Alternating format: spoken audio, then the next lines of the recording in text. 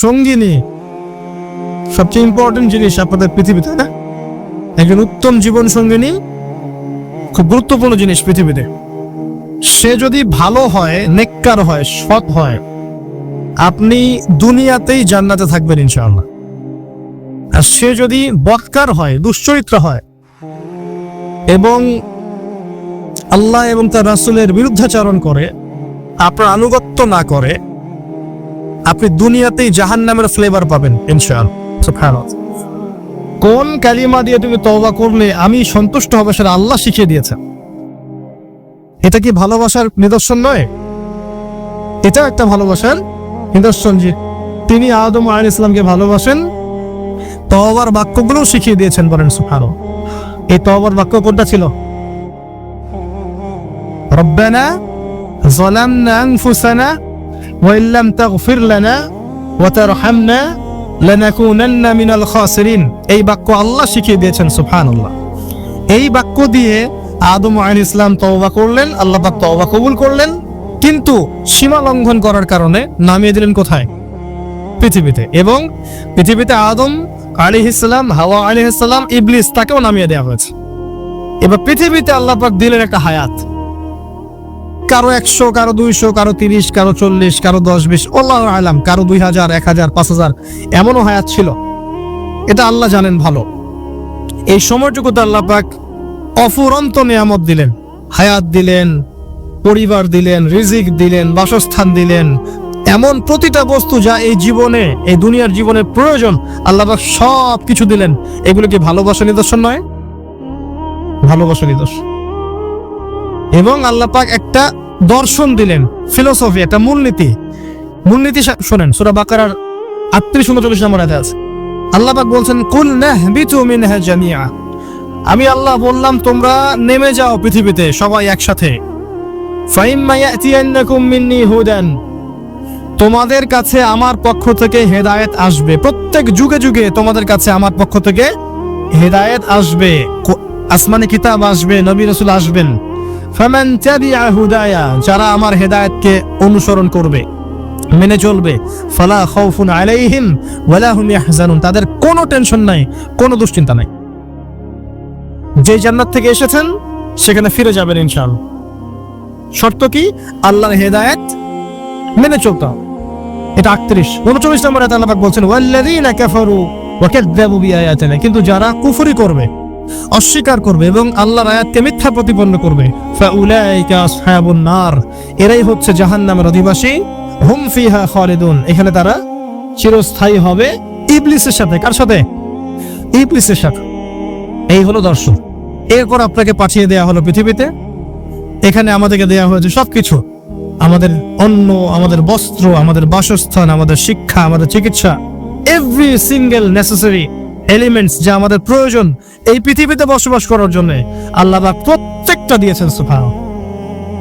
এমনি দিয়েছেন? আরে দিয়েছেন কিন্তু কাফের, মুশরিক, মুরতাদ, মুনাফিক, মুমিন সবাইকে দিয়েছেন। কাউকে দেন নাই এমন না, আছে না? হয়তো কাউকে বেশি, কাউকে কম। আর এই যে কম বেশি, রিজিকের কম বেশিটা আল্লাহ পাক নিজে ডিল করছেন, যাতে করে সমাজের মধ্যে ব্যালেন্সটা বজায় থাকে। যদি একজন রিকশাওয়ালার চাহিদা না থাকতো, কে আপনাকে ওই জায়গায় পৌঁছে দিত? কথা বুঝতে পারছেন না? একজন যিনি চুল কাটেন, তার যদি চাহিদা না থাকতো, কে আপনার চুল কাটত? একজন পোশাক নির্মাতা, তার চাহিদা না থাকলে কে আপনার পোশাক নির্মাণ করত? একজন চিকিৎসক, তার ওই জায়গায় মেধা এবং চাহিদা না থাকলে কে আপনার চিকিৎসা করত? আল্লাহ পাক এই বৈচিত্র্যের মধ্য দিয়ে এই সমাজের মধ্যে, দুনিয়ার মধ্যে একটা ব্যালেন্স বজায় রেখেছে। আমরা যদি সবাইকে হাতের 5টা আঙ্গুল সমান করতে চাই, এটা হবে একটা আত্মঘাতী সিদ্ধান্ত। 5 আঙ্গুলের মধ্যে পার্থক্য থাকবে, এটাই হচ্ছে হাতের সৌন্দর্য। সব যদি এক সমান হতো, হাত সুন্দর হতো না। আচ্ছা, এবার আসেন ভালোবাসায় চলে আসে। ওই যে 1 ভাগ ভালোবাসা। এবার আপনি পৃথিবীতে আছেন, পৃথিবীতে আল্লাহ পাক আপনাকে বলেছেন যে আমি তোমাকে ভালোবাসি হে আদম সন্তান, আর এটা আমার হক যে তুমিও আমাকে ভালোবাসবে। এটা কিন্তু হাদিসে এসেছে। আল্লাহ পাক বলেছেন, হে আদম সন্তান, আমি তোমাকে ভালোবাসি, আর এটা আমার হক যে তুমিও আমাকে ভালোবাসো। এই পৃথিবীতে আমাদের ভালোবাসার কেন্দ্র কে হবেন?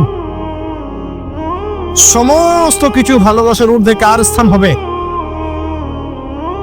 আর আল্লাহ বলেছেন, যদি তোমরা আমাকে সত্যিকার অর্থেই ভালোবাসো, কুন কুনতুম তুহিব্বুনাল্লাহ ফাত্তাবিউনি, যদি তোমরা সত্যিকার অর্থে আল্লাহকে ভালোবাসো, আল্লাহর ভালোবাসা পেতে চাও, তাহলে একটা কাজ করো। কি করো? ফাত্তাবিউনি, কার অনুসরণ করো? মুহাম্মদুর রাসূলুল্লাহ সাল্লাল্লাহু আলাইহি ওয়াসাল্লাম। আপনি আর আমি আমাদের জীবনের প্রতিটা কাজ যদি মুহাম্মদ সাল্লাল্লাহু আলাইহি ওয়াসাল্লামের তরিকা মতো করি, তাই সন্তানের ফয়সালা জড়িত আছে। তো পিতা মাতাকে যে বৃদ্ধ অবস্থায় পেল, তাদের খেদমত করে জান্নাত লাভ করতে পারলো না, এদের জন্য ধ্বংস। নবী সাল্লাল্লাহু আলাইহি ওয়াসাল্লাম বলেছেন আমিন। আমরা এখন একটা সমস্যা দেখতে পারি, অনেক পিতা মাতা এসে অভিযোগ করে সন্তান খোঁজ খবর নেয় না, সন্তান ভালোবাসে না, সন্তান হক আদায় করে না। মনে রাখবেন, একজন পিতার একদিনের আত্মত্যাগ আর একজন মায়ের শুধু প্রসব বেদনা, এর হক সারা জীবন তাদের খেদমত করে আমরা শোধ করতে পারবো না। পিঠের চামড়া তুলে পাকস বানালেও মা বাবার ঋণ কখনো শোধ হবে না। হবে? কোন সন্তানরা এমন করছে? যেই সন্তানদেরকে পিতা মাতারা আল্লাহকে চেনায়নি, যেই সন্তানদেরকে পিতা মাতা রাসূলকে চেনায় নাই, কোরআনকে চেনায় নাই, হাদিসকে চেনায় নাই, এই বাচ্চারাই কিন্তু এই কাজগুলো করছে। অতএব এখানে পিতা মাতার একটা দোষ আছে। সন্তান সন্ততিকে মানুষ করতে হতো আল্লাহ এবং তার রাসূলের আদর্শে মানুষ করতে হতো।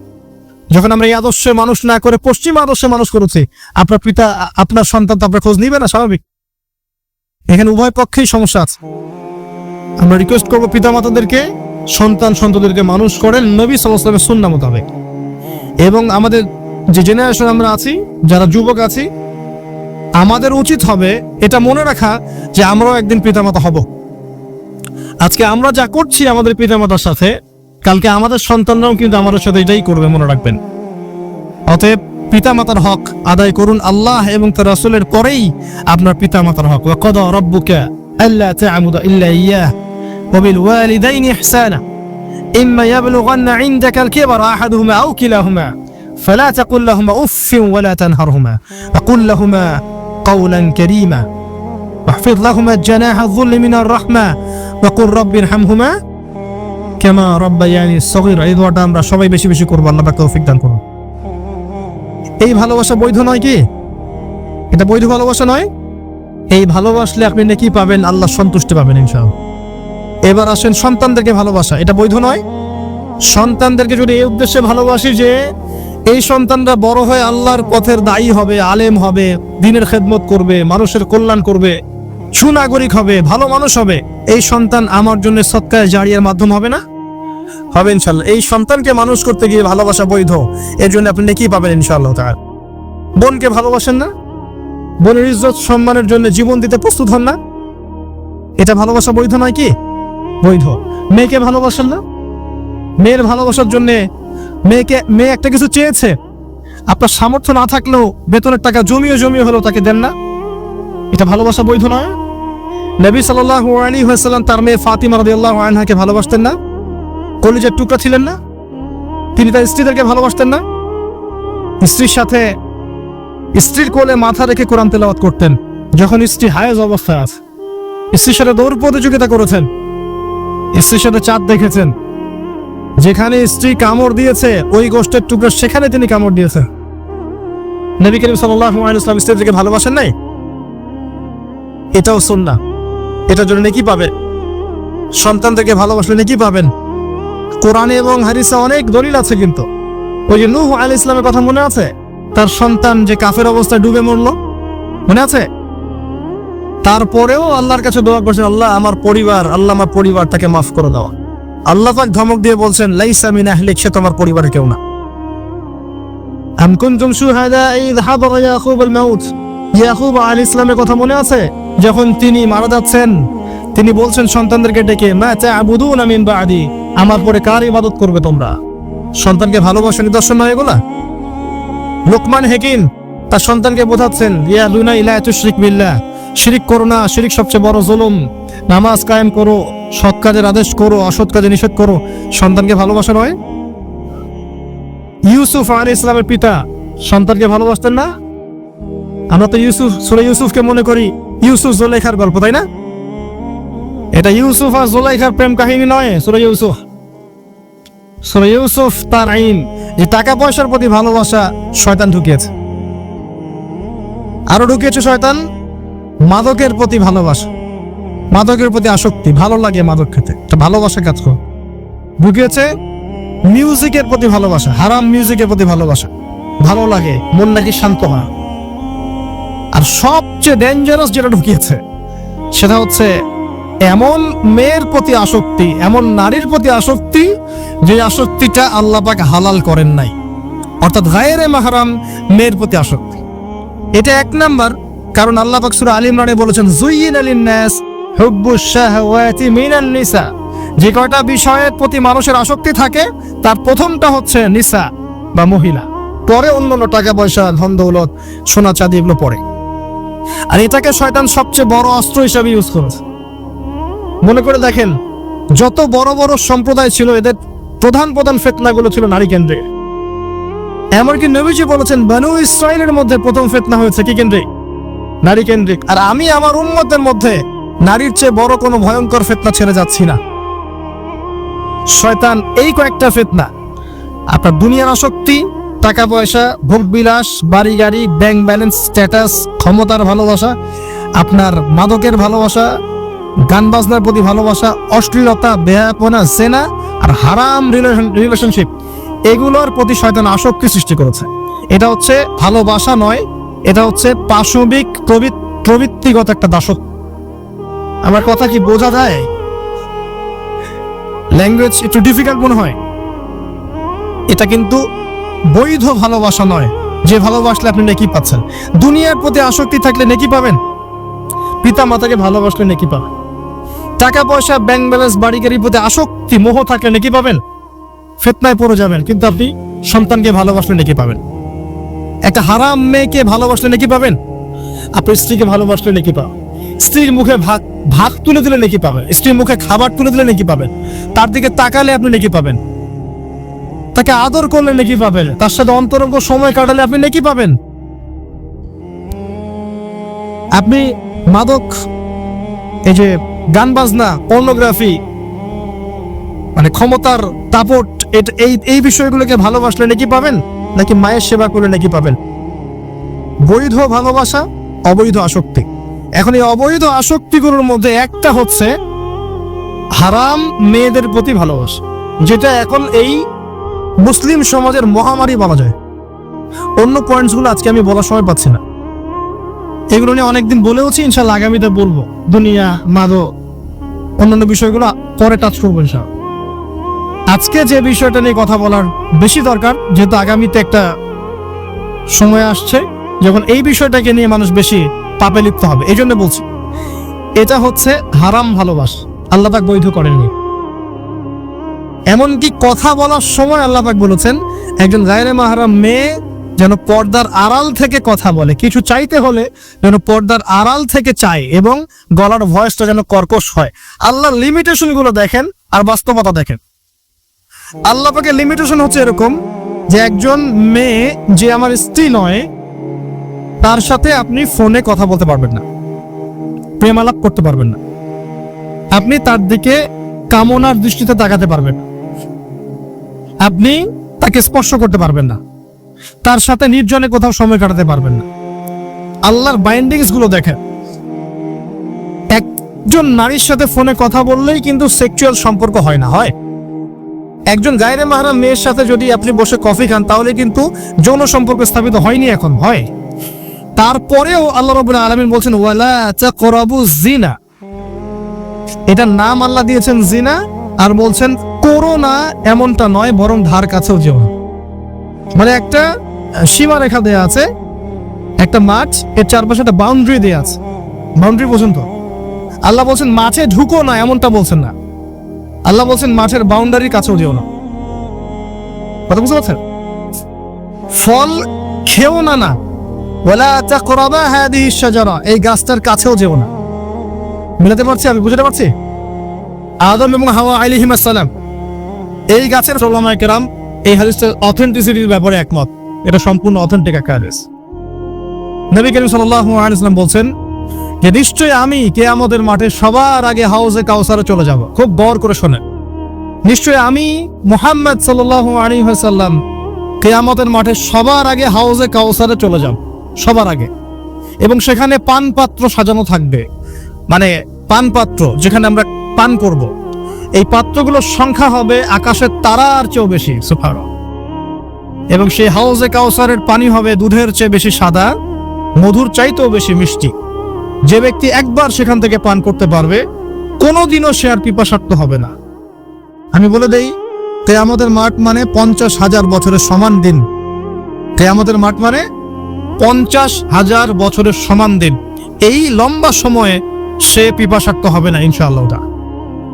এবার নবী করিম সাল্লাল্লাহু আলাইহি ওয়াসাল্লাম বলছেন, আমি আমার উম্মতকে পানি পান করাতে থাকি, পানি পান করাতে থাকি। সুম্মা ইউহালু বাইনি ওয়া বাইনাকুম, এরপরে হঠাৎ করে দেখা যাবে আমার উম্মত এবং আমার মাঝখানে একটা পর্দা ফেলে দেওয়া হবে। কি ফেলে দেওয়া হবে? পর্দা। নবী সাল্লাল্লাহু আলাইহি ওয়াসাল্লাম জিজ্ঞাসা করবেন, ইন্নাহুম মিন্নি, এরা তো আমার উম্মতের অন্তর্ভুক্ত, পর্দা কেন পড়ে গেল? ইন্নাহুম মিন্নি, তারা তো আমার অংশ, পর্দা কেন পড়ে গেল? আল্লাহ রাব্বুল আলামিনের পক্ষ থেকে জানানো হবে, হে নবী আপনি জানেন না, হে নবী আপনি জানেন না যে আপনার মৃত্যুর পরে এরা দিনের মধ্যে কত কিছু সংযোজন করেছিল, কত বিদআতি আমল চালু করেছে।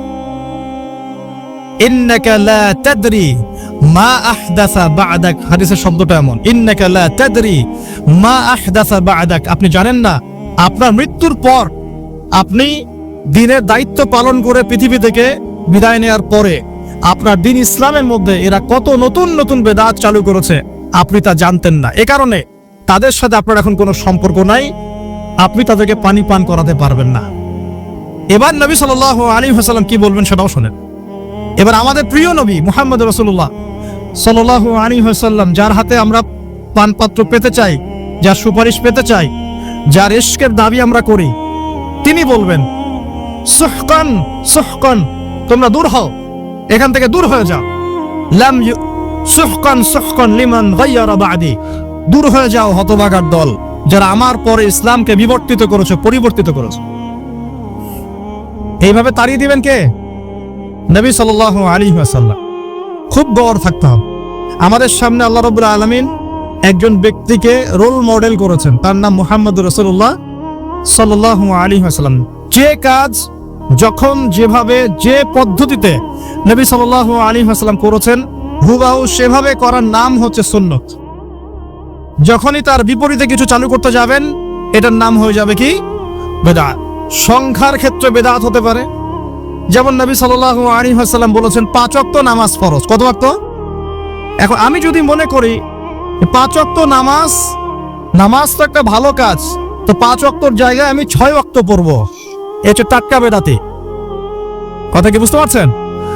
নামাজ 5 ওয়াক্ত ফরজ করা হয়েছে, আপনাকে 5 ওয়াক্ত পড়তে হবে, এটাই সুন্নাত, এটাই আল্লাহর ফরজিয়াত। এর বাইরে গেলেই আল্লাহর ফরজিয়াতকে অস্বীকার করা হবে, নবীর সুন্নতের সাথে গাদ্দারি করা হবে।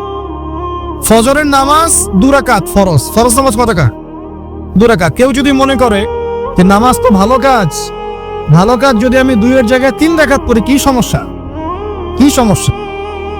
এই নামাজ তো কবুল হবেই না, উল্টা তার মুখের উপর নিক্ষেপ করা হবে, কারণ সে মুহাম্মদ সাল্লাল্লাহু আলাইহি ওয়াসাল্লামের তরিকার বাইরে পণ্ডিতি করতে গেছে। যখন যেই কাজ যেভাবে নবী শিখিয়েছেন সাল্লাল্লাহু আলাইহি ওয়াসাল্লাম, সেভাবে পড়ার নামই হলো সুন্নাহ।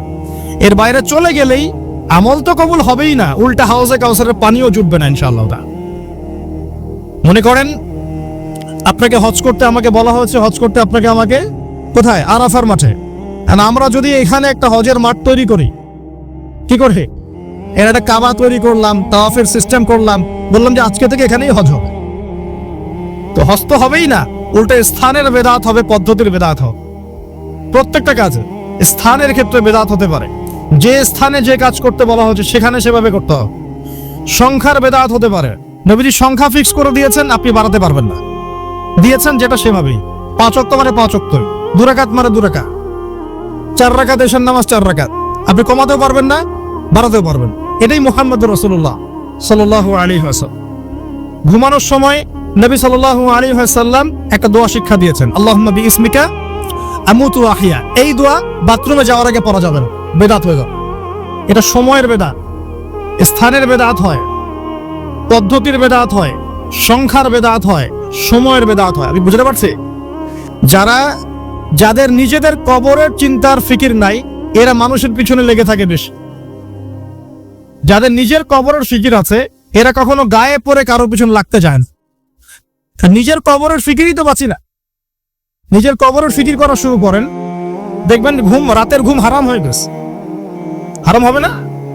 যে ব্যক্তি মন থেকে নিজের কবরের ফিকির করতে পারে যে আমাকে একদিন শুইয়ে দেওয়া হবে, যেদিন আমার সাথে কেউ থাকবে না, আমার আমল ছাড়া, আমার নেক কাজ ছাড়া, আমার সদকাগুলো ছাড়া, আমার ইসলাম দিন ছাড়া, আল্লাহ এবং তার রাসূলের এই যে আদর্শ দিন, এগুলো ছাড়া কিছুই থাকবে না। আমাকে প্রশ্ন করা হবে, আপনাকে প্রশ্ন করা হবে, মান রব্বুক, কে তোমার রব ছিল? মা দীনুক, কি তোমার দিন ছিল? আর মান হাযার রাজুল বুইসা ফীকুম, এই ব্যক্তিকে যাকে তোমাদের কাছে পাঠানো হয়েছিল, মানে তোমার নবী কে ছিল? এই প্রশ্ন সবাই ফেস করবে। দুনিয়াতে যে ব্যক্তি শিরকের পাপে লিপ্ত আছে, আল্লাহ তাওহীদ চেনে নাই, সে কিন্তু মান রব্বুক উত্তর দিতে পারবে না। যে ব্যক্তি শিরকের উপর মারা গেছে, সে ব্যক্তি মান রব্বুক উত্তর দিতে পারবে না। আর আমরা এখন অহরহ শিরিক করি, কথায় শিরিক করি, কাজে শিরিক করি, চিন্তার ক্ষেত্রেও শিরিক করি। কথায় কেমন? এই যে কথায় কথায় বলে ফেলি যে ডক্টরটা ভালো ছিল, না হলে মাকে বাঁচানো যেত না, কথায় শিরিক হয়ে গেল। কথায় কথায় বলে ফেলি ড্রাইভারটা ভালো ছিল, অ্যাক্সিডেন্টটা হলো না, এটা কথা শিরিক হয়ে যাচ্ছে। আমরা কথায় কথায় বলি যে আমরাই সমস্ত ক্ষমতার অধিকারী, বলি না? এটা কথার শিরিক হয়ে যায়। আমরা কাজে শিরিক করি। মুসলিমরা দেখেন কবর পূজা শুরু করেছে। মুসলিমরা অনেক সময় মৃত মানুষেরকে সেজদা করা শুরু করেছে। মুসলিমরা মৃত মানুষের কাছে দোয়া করা শুরু করেছে। মুসলিমরা এখন তাবিজ কবজের ব্যবসা করা শুরু করেছে।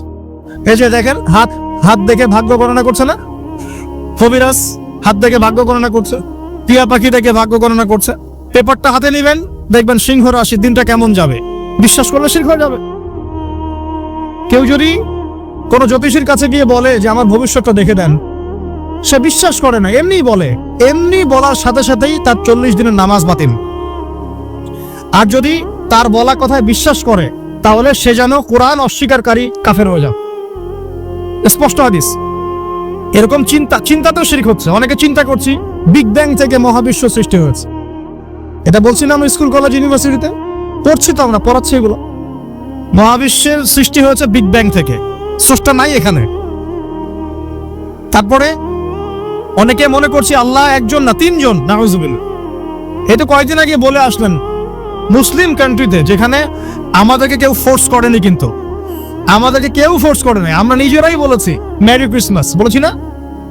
এই কথা বলার সাথে সাথেই সে মুসলিমদের লিস্টের নাম থেকে নাম কাটা হয়ে গেছে। বুঝে বলুক না বুঝে বলুক, কারণ যখন সে এই দিনে শুভেচ্ছা জানিয়েছে, তার মানে সে স্বীকার করে নিয়েছে যে 25শে ডিসেম্বর আল্লাহ পাক পুত্র সন্তান জন্ম দিয়েছেন। নাউজুবিল্লাহ। আর নামাজে আমরা বলছিলাম ইয়ালিদ ওয়ালাম ইউলাদ, তিনি কাউকে জন্ম দেন নাই, কারো কাছ থেকে জন্ম নেন নাই। কিছু মানুষ পৃথিবীতে বিশ্বাস করে ওজায়ের আলাইহিস সালাম আল্লাহর সন্তান ছিলেন, নাউজুবিল্লাহ। আর কিছু মানুষ বিশ্বাস করে ঈসা আলাইহিস সালাম আল্লাহর সন্তান ছিলেন, নাউজুবিল্লাহ। এইভাবে চলতে ফিরতে অহরহ শিরক করছে আমরা। আপনারা যারা পড়াশোনা করছেন, এখানেও অনেক শিরক হচ্ছে, আমরাও শিরক করেছি। কিরকম? জ্ঞানতাত্ত্বিক একটা এপিস্টিমোলজি শেখানো হয়েছিল আমাদেরকে। এটা স্যাররা বুঝবেন, শিক্ষিত মানুষ বুঝবেন। যে শেখানো হয়েছিল যে পরীক্ষা নিরীক্ষা, যুক্তি, বিজ্ঞান, দর্শন, এইগুলো দিয়ে যদি কোনো কিছুকে, এগুলোর মানদণ্ডে কোনো কিছুকে ফেলে যদি কোনো সিদ্ধান্তে আসা যায়, এটা হচ্ছে জ্ঞান। যেটাকে পরীক্ষা নিরীক্ষা, পর্যবেক্ষণ বা যুক্তি, বিজ্ঞান, দর্শনের আওতায় আনা যাচ্ছে না, এটা জ্ঞান নয়। এটা আমরা শিখেছি। তাহলে এখন জিন জাতিকে আপনি কেমন করে পরীক্ষা করবেন? মালায়েকা ফেরেশতাকে আপনি কেমন করে পরীক্ষা করবেন? রূহ বা আত্মাকে কিভাবে আপনি পরীক্ষা করবেন? স্বপ্ন দেখে মানুষ কখনো কখনো, স্বপ্ন সত্য হয়। মুমিনদের স্বপ্ন কখনো কখনো সত্য হয়। কিভাবে ব্যাখ্যা করবেন? কিভাবে আপনি কবরের আযাবকে পরীক্ষা করবেন? কিভাবে আপনি মিজান, পুলসিরাত, জান্নাত, জাহান্নামের অস্তিত্ব ল্যাবে বসে প্রমাণ করতে পারবেন? পারবেন? কেউ কি পেরেছে? তাহলে কি আমরা এই এপিস্টিমোলজির আলোকে স্বীকার করে নিব যে এগুলো কোনো জ্ঞান নয়, নাকি এগুলো আল্লাহর পক্ষ থেকে আসা অভ্রান্ত সত্যের উৎস? কোনটা? তাহলে আল্লাহ পাক জ্ঞানের সংজ্ঞা দিচ্ছেন ওয়াকুলিল হাক্কু মির রাব্বিকুম, সূরা কাহফ আয়াত নম্বর 29। আল্লাহ পাক বলছেন ওয়াকুলিল হাক্কু মির রাব্বিকুম, হক বা সত্য সেটাই যা তোমার রবের পক্ষ থেকে নাজিল হয়। ফামান শাআ ফালইউমিন, যার ইচ্ছা হয় বিশ্বাস করুক, ওয়ামান শাআ ফালইয়াকফুর, যার ইচ্ছা হয় সে অস্বীকার করুক। এখন আপনি শিক্ষাক্ষেত্রে শিরক করে আসছেন, এগুলো শিক্ষাক্ষেত্রে শিরক হয়েছে, অনেক ক্ষেত্রে শিরক হচ্ছে, চলতে ফিরতে, বুঝাচ্ছি, চিন্তায়, কথায়, কর্মে আমরা শিরক করছি। আমরা শিখবো শিরক কি, এর ভয়ে চ্যানেল চেঞ্জ করতে পারতাম, মা পাশে আছে দেখতে পারতাম, পাশে বাচ্চারা আছে অ্যাডাল্ট কিছু দেখতে পারতাম না, এখন তো সব ওপেন। তো এই সমস্যাটা পরিবার থেকে সলভ করার চেষ্টা করা উচিত আমার মনে হয়। আমি গার্ডিয়ানদের রিকোয়েস্ট করবো যে সন্তান সন্ততি যারা আছে এদের ব্যাপারে একটু সচেতন হয়, ওদের পরিবেশ, ওদের চলাফেরা, ওদের কার সাথে মিশছে, কোন পজিশনে করছে, এগুলোর খেয়াল রাখেন। আদারওয়াইজ আমরা তো চলে যাবই, কিন্তু কোন প্রজন্ম রেখে যাব এটা ভাবতে হবে। আমাদের সামনে একটা ভয়ঙ্কর প্রজন্ম তৈরি হচ্ছে, বিশ্বাস করেন, একটা ভয়ঙ্কর প্রজন্ম। কোরআন সুন্নাহর জ্ঞান অর্জন করছে না, নামাজ করছে না, পশ্চিমা কালচারে অভ্যস্ত হয়ে যাচ্ছে, সালাম পর্যন্ত দিচ্ছে না। খেয়াল করেছেন, সালাম দিচ্ছে না, সালাম দিলে উত্তর দিতে লজ্জাবোধ করে, সেলফি নিয়ে পাগল হয়ে যায়, টিকটক নিয়ে পাগল হয়ে যায়, ফোন নিয়ে পাগল হয়ে যায়। একটা মেয়ের জন্য সুইসাইড করতে সে দ্বিধাবোধ করছে না। মানসিকভাবে এত দুর্বল, আমাদের বাপদাদার মতো না। আমাদের বাপদাদারা অনেক স্ট্রং ছিলেন মানসিকভাবে এত দুর্বল, অঙ্কে 80 নাম্বার পায় নাই, আত্মহত্যা করে বসে আছে। জীবনের সব চলে গেছে, একটা পরীক্ষায় না হয় খারাপ হয়েছে, জীবনের সব চলে গেছে। কোন কোন ক্ষেত্রে পিতামাতা আবার এমন চাপ দেওয়া শুরু করে যে ওই চিঠি লিখে যাচ্ছে যে আমি মা তোমাকে সন্তুষ্ট করতে পারলাম না, আমি মরে গেলাম। কথা খেয়াল করবেন, বাচ্চা কাচ্চা মেয়ে যারা, খুব সতর্ক থাকতে হবে বাচ্চা মেয়েদের ব্যাপারে। এখন পর্নোগ্রাফির যুগ, সবার মোবাইলে পর্ন, ভিতর থেকে সবাই পশু হয়ে যাচ্ছে। অনেক বাচ্চা মেয়েদেরকে ধরে ধরে রেপ করে দেওয়া হচ্ছে, দেখেন নাই? তো মেয়েদের ব্যাপারে সচেতন থাকতে হবে। পর্দার কোনো বিকল্প নেই এই যুগে। পর্দা করলেই যে সে তার ইজ্জতের গ্যারান্টি পেয়ে যাবে এটা আমরা 100% বলতে পারবো না, কারণ অন্যরা তো আর পর্দা করছে না। একটা বোরখাওয়ালা মেয়েকেও তো ধর্ষণ করা হচ্ছে, সিস্টেমের সমস্যা। একটা বোরখাওয়ালা মেয়েকেও তো ধর্ষণ করা হচ্ছে কিনা? কিন্তু যদি পর্দা করা হয় শুরু থেকে, আল্লাহ পাকের রহমত থাকবে এবং সে অন্য মেয়েদের চাইতে বেশি সিকিউর থাকবে। শুধু পর্দা বোরখা পরনে যথেষ্ট না, সিস্টেমও চেঞ্জ করতে হবে। এখানে ধর্ষকের শাস্তির বিচার নিশ্চিত করতে হবে, এখানে চূড়ান্ত বিচার নিশ্চিত করতে হবে। যে ধর্ষণ করেছে একদম চূড়ান্ত বিচার, পারলে জনসমক্ষে বিচার করতে হবে। 8-10 জন দেখে শিক্ষা নিবে, ধর্ষণ করলে এরকম শাস্তি হয়। হ্যাঁ, পশ্চিমারা বলতে পারে যেটা মৌলবাদী তন্ত্র, কেন এই যুগে বর্বর কেন? অথচ আমরা ফিলোসফি পড়েছি, গ্রিক দার্শনিক অ্যারিস্টটল বলেছিলেন যে শাস্তি জনসমক্ষে দেওয়া উচিত, কারণ 8-10 জন দেখবে যে এই যে পাপ করেছে এই সমস্যা, একে সবার সামনে শাস্তি দেওয়া হয়েছে। 8-10 জন পাপ থেকে কি মনে হয় আপনার কাছে? এই এলাকায় একটা চুরি হয়েছে, চোরের বিচারটা আপনি জনসমক্ষে করলেন, আপনার কি মনে হয় যে চুরি বাড়বে? মনে হয় বাড়বে? কখনো বাড়বে না, কমবে, একটু হলেও কমবে। তবে হ্যাঁ, শুধুমাত্র প্রশাসনের আইন দিয়ে কিন্তু আপনার শাস্তি দিয়েই শুধু মানুষের নীতি নৈতিকতা পরিবর্তন করা যায় না। এটা ভিতর থেকে করতে হয়, আল্লাহর কোরআন এবং নবীর হাদিসের শিক্ষাও বাড়াতে হবে এবং সুশাসনও নিশ্চিত করতে হবে। তো প্রিয় ভাইরা, অধিকার যাচ্ছি না, আমাদের পরিবারের বিষয়গুলো খেয়াল রাখেন, স্পেশালি মেয়েদের ব্যাপারে বেশি খেয়াল রাখেন। আল্লাহ পাক আমাদের সবার মা বোনদের ইজ্জতের হেফাজত করুন, খাস পর্দায় থাকার তৌফিক দান করুন। স্পেশালি ছোট ছোট বাচ্চা যারা আছে আমাদের, এদেরকে ছোটবেলা থেকেই ইসলামিক নীতি নৈতিকতা আদর্শে মানুষ করার তৌফিক আল্লাহ পাক সবাইকে দান করুন, সকলেই বলে আমিন। এরপরে আমরা শেষ কথা হচ্ছে যে আমরা জ্ঞান অর্জন করব, আমল করব, হালাল খাবো, পরিবার করব, পাশাপাশি দিনের যে দাওয়াতি কাজ, দাওয়াতের মেহনত, এই দাওয়াতের মেহনতটা আমরা সবাই করব, সৎ কাজে আদেশ করব, অসৎ কাজে নিষেধ করার চেষ্টা করব ইনশাআল্লাহ তাআলা। আল্লাহ রাব্বুল আলামিন আমাদের সবার ঐক্যবদ্ধ প্রচেষ্টায় ইনশাআল্লাহ একদিন না একদিন আল্লাহ পাকের জমিনে আল্লাহ পাকের দিন তার প্রচার প্রসার প্রতিষ্ঠা ঘটাবেন ইনশাআল্লাহ তাআলা। আমরা দোয়া করি সবার জন্য, আল্লাহ পাক যাকে যেখানে রেখেছেন সবাইকে আল্লাহ পাক হেদায়েত দান করুন বলি আমিন।